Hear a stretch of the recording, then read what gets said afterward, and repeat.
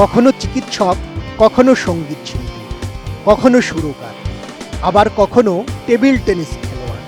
তবে এত পরিচয়ের ভিড়ে মানস চৌধুরী নিজেকে খেলোয়াড় হিসেবে ভাবতেই বেশি ভালোবাসেন। গত ১.৫ দশক ধরে বাংলাদেশের টেবিল টেনিসের রাজা মানস চৌধুরী। বয়স ৫০ ছুঁই ছুঁই, অথচ এখনো তরুণদের সঙ্গে পাল্লা দিচ্ছেন সমান তালে। চট্টগ্রাম থেকে উঠে এসে দেশের টেবিল টেনিস অঙ্গনের সবচেয়ে বড় তারকা হয়ে উঠেছেন মানস।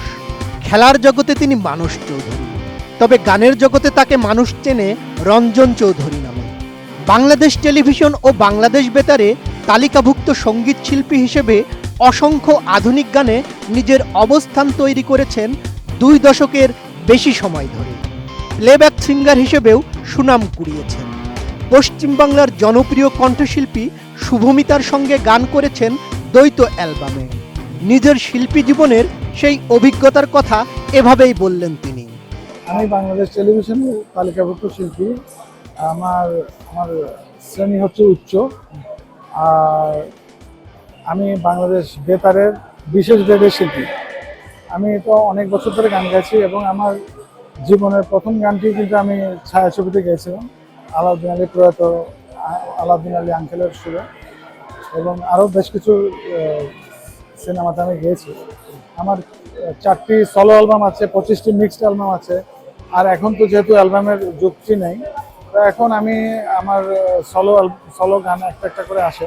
এবং আপনারা হয়তো জানবেন আপনি যে ভারতের শুভমিতার সাথে আমার ডুয়েট কিছু গান আছে।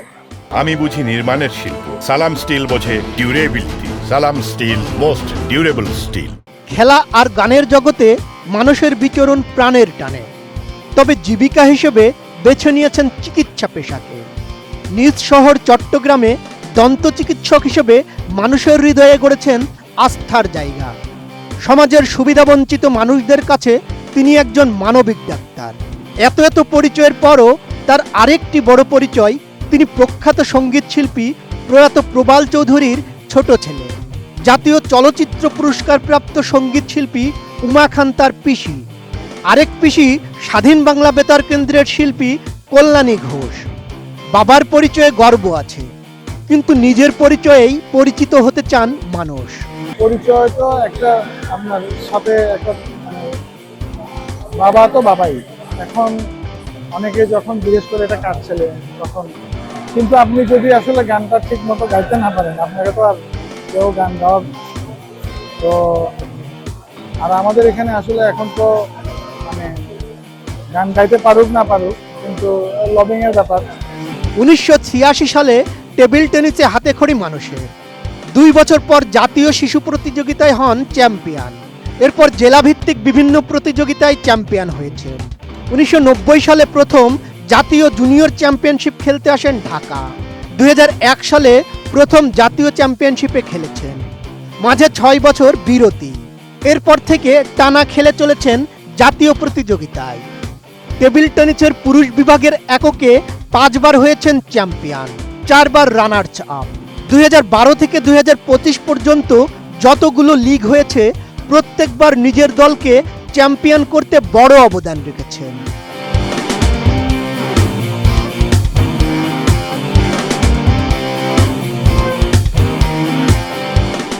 দেশের হয়ে এসএ গেমসে দলগত ব্রোঞ্জ জিতেছেন। বিশ্বকাপ, Commonwealth games, Asian games, SA games সহ বিভিন্ন প্রতিযোগিতায় খেলতে Scotland, France, Netherlands, Japan, Germany, Bharat, Indonesia, Thailand সহ নানা দেশে গেছেন। এত অর্জন যার ঝুলিতে, সেই মানুষ এখনো জাতীয় পুরস্কার পাননি। এই নিয়ে মানুষের আক্ষেপ রয়েছে ভীষণ। আজ পর্যন্ত আমি কোনো পুরস্কার পাইনি, না গানে না খেলায়।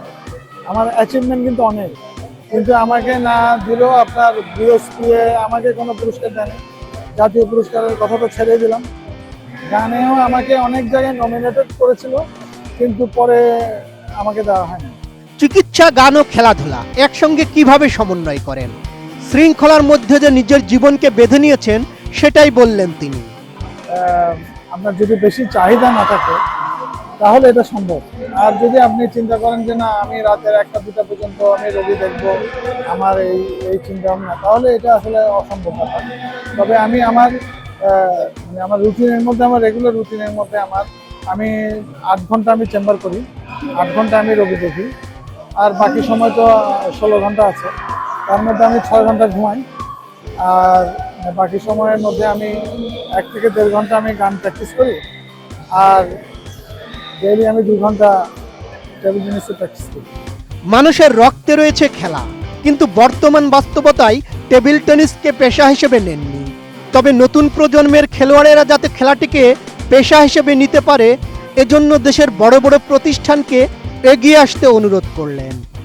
আমাদের ইয়াং জেনারেশন যারা আছে ওরা বেশ ভালো খেলছে।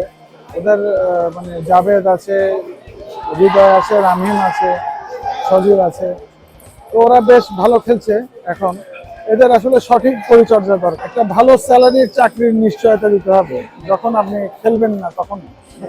এটা এখন থেকে যদি আপনি না দেন তাহলে প্লেয়াররা কিন্তু আর কিছুদিন পরে হারিয়ে যাবে। কারণ তো এই জন্য আমার মনে হয় যে বিভিন্ন ব্যাংক আছে, বিভিন্ন ইন্স্যুরেন্স কোম্পানি আছে, বড় বড় কোম্পানি আছে, যেখানে ভালো ভালো প্লেয়ারদেরকে অনেক হাই স্যালারি দিয়ে আপনার রেখে তাদের টিম থেকেও অংশগ্রহণ করে খেলাতে পারে এবং তাদের ভবিষ্যৎ চাকরির নিশ্চয়তা প্রদান করে। চিকিৎসা, সঙ্গীত আর খেলাধুলা, 3 ভিন্ন জগৎকে এক সুতোয় গেথে যে মানুষটি আজও লড়ে যাচ্ছে নীরবে, তিনি মানস চৌধুরী। বয়স তার কাছে শুধুই একটি সংখ্যা, আর সীমাবদ্ধতা কেবলই অজুহাত। জাতীয় পুরস্কারের স্বীকৃতি না পেলেও অর্জনের পাল্লায় তিনি বহু আগেই বিজয়ী। টেবিল টেনিস কোর্টে তার ঘাম, মাইক্রোফোনে তার সুর, আর চিকিৎসকের চেয়ারে তার মানবিকতা, সব মিলিয়ে মানস চৌধুরী হয়ে উঠেছেন এক অনন্য অনুপ্রেরণার নাম। বদিউজ্জামান মিলন, এটিএন নিউজ।